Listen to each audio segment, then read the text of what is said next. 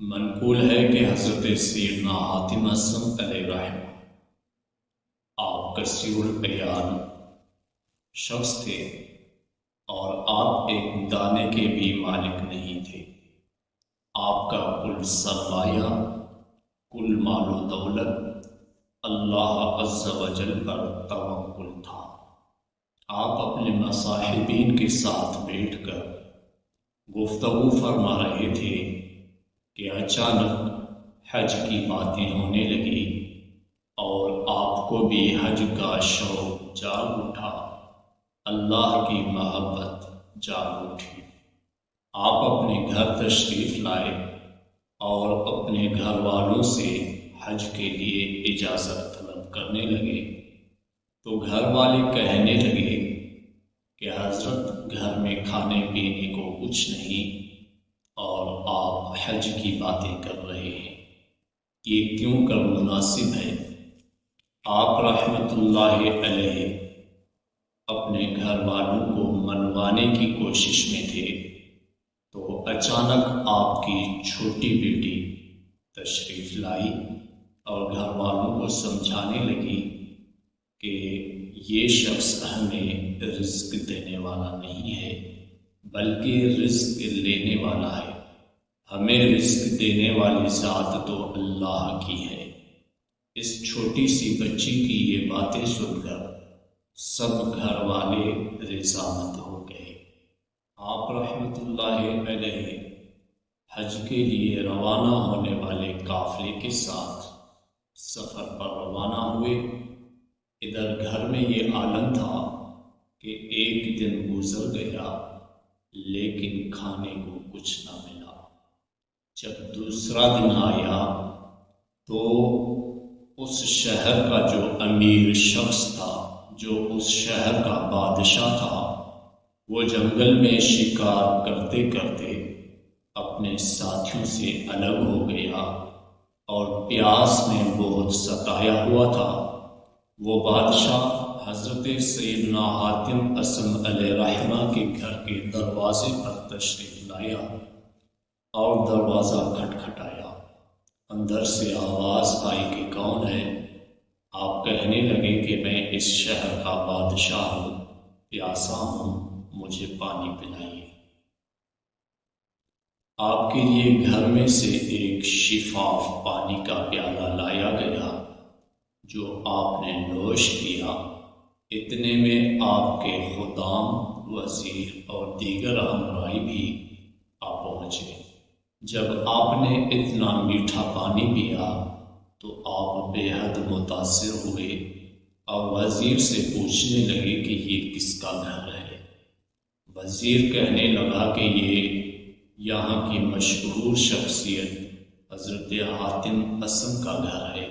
بادشاہ کہنے لگا یہ نام تو میں نے بہت بار سنا ہے لیکن آج تک اتنا لذیذ پانی میں نے نہیں پیا۔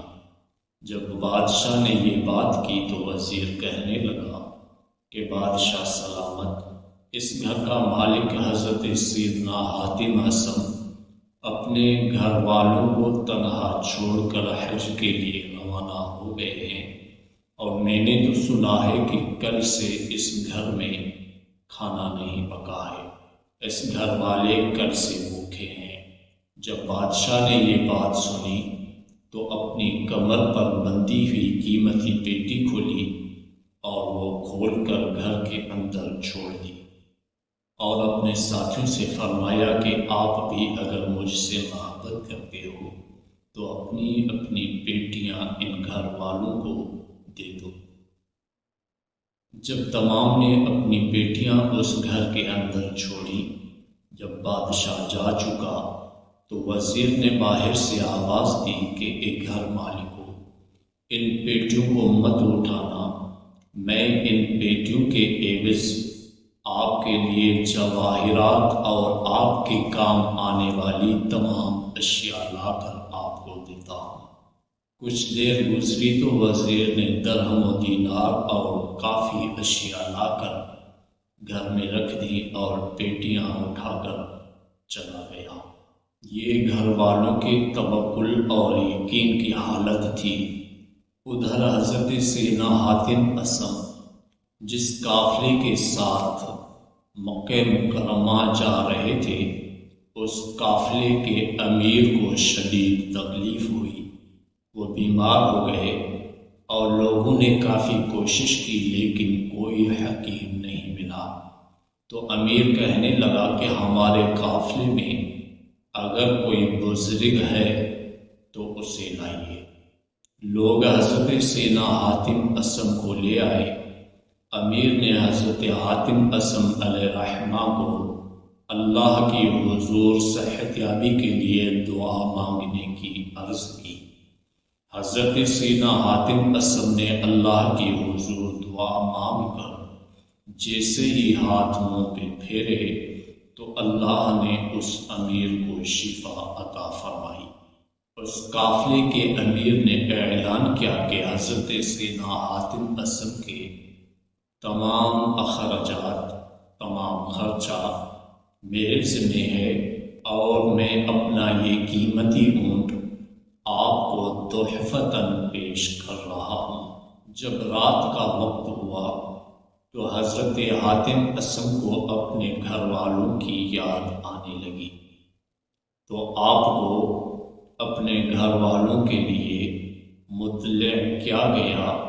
آپ کو اطلاع دی گئی کہ آپ کے گھر والوں کو اللہ تبارک و تعالی نے مالا مال کر دیا ہے۔ آپ یہ بات سن کر اللہ تبارک و تعالی کی حمد و ثنا کرنے لگے اور شکریہ ادا کرنے لگے۔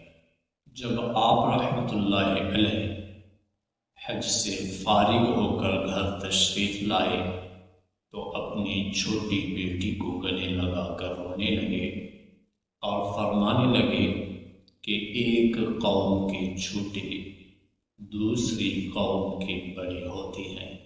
فرمانے لگے اللہ تبارک و تعالی تمہارے بڑوں پر نہیں بلکہ تمہارے اندر معرفت رکھنے والوں پر نظر کرم فرماتا ہے، اس لیے اللہ عز و جل کی معرفت اور اس پر توکل اپنا معمول بنا لیجیے، کیونکہ جو اللہ عز و جل پر توکل رکھتا ہے اس کے لیے اللہ عز و جل کافی ہے۔